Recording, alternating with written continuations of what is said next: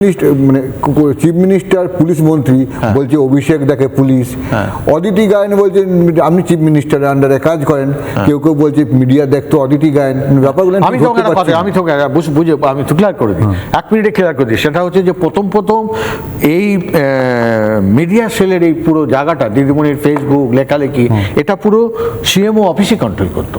CMO অফিসে ছিল, chief minister office, মানে হ্যাঁ চিফ মিনিস্টার অফিস, ওখানে একটা সেল ছিল, আমি এটা নামটা ভুলে যাচ্ছি। আইএস অফিসাররা ছিল না?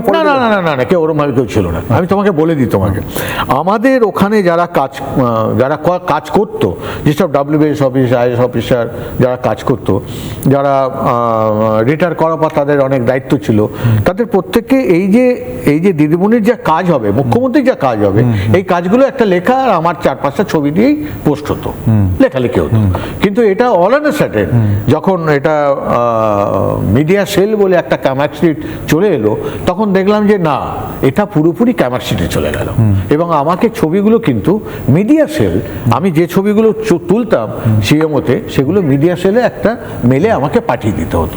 আমি ছবি তুললাম, আমি 10টা ছবি পাঠিয়ে দিলাম। এইবার মিডিয়া সেল ওখানে যারা রয়েছে, যারা দায়িত্বে রয়েছে, অতিথি গায়েন থেকে আরম্ভ করে আরো যারা রয়েছে, তারা ওইটাকে ঠিক করতো।